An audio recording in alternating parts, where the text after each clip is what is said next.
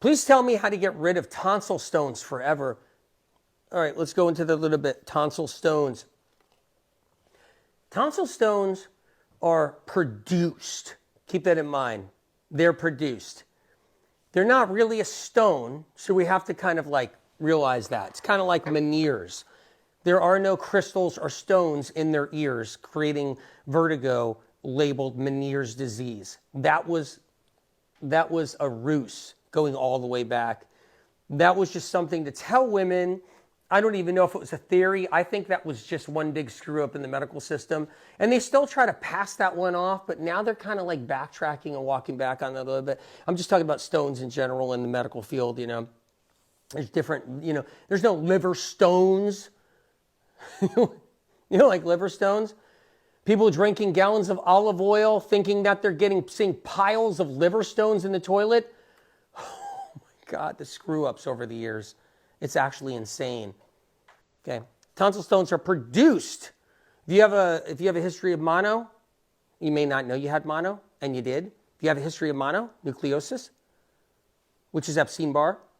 Okay, strep. Have you ever had strep throat? Any strep throat? Because if you had strep throat when you were younger, ear infections, chances are you're going to get tonsil stones, and they're going to be constantly produced. There's a couple of reasons why they get produced. To talk about different reasons in the past. Strep is one of those reasons why they get produced. And strep gets buried in the lymphatic system. It gets buried around the tonsils. Tonsil stones mean pathogenic infections of the past. You can have them in the present, but they mean them of the past, Christmas past, okay? That's a big part of it right there. How do you get rid of tonsil stones? I mean, number one, if you want to start with foods and you don't even want to talk about supplements or go into supplements on any level, and you want to talk about foods, stay away from gluten. That's number one right there. Definitely stay away from gluten. Gluten is not inflammatory. You can be somebody, you don't get any inflammation whatsoever from a loaf of bread. You don't get anything from a loaf of wheat bread. Nothing occurs. No inflammation will occur because you need to have feeders in your body. You need to be chumming. You know, are you chumming? Are you chumming for bugs?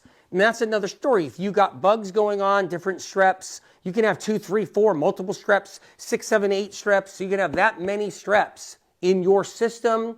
You can have 1 or 2 different mononucleosis. Pick one up for somebody, give one to somebody else. Kissing disease, right? Pick another one up from somebody, give another one up to somebody else. You can have 2 or 3. Dating scene. Cautious on the dating scene. Okay?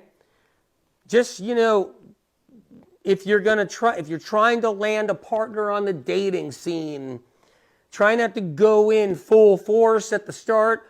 Get to know them for a while so that if you do jump in, there's a chance you may be staying in. And if you're staying in, then you just battle whatever new bugs you got. But you don't want to keep on collecting. You're in the dating scene, you're collecting a new EBV, you're collecting a new strep, a new EBV, a shingles, and a new HSV1 that you don't even see pop up till 4 years later.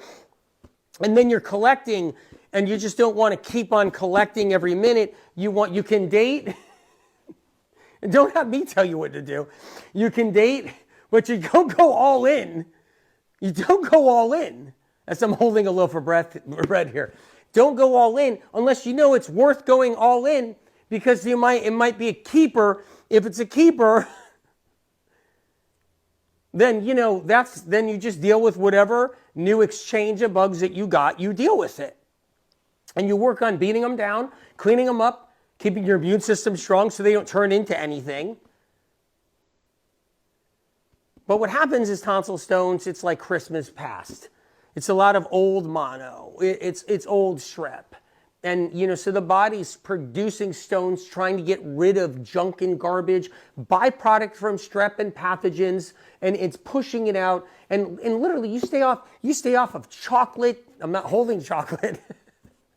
You stay off of chocolate and bread, gluten. Stay off of gluten, chocolate, all that caffeine to lower the immune system. Stay off of things like that. Stay off of coffee. Be careful. I'm going to put a little bit of coffee in my lemon balm tea. Do you guys mind right here? Just bear with me. Oop. I just got a little coffee in there. That's good. Just kidding with that one, okay? Medical Medium doesn't drink coffee. No. You got tonsil stones? Oh, stay away from milk. I don't care if it's from your cow you have in your backyard and you went out there and you squeezed the udders yourself into a can, blood and all that you can't see, and then you drank it the next day. I don't care. It's going to add to the problem with tonsil stones. Hear me out.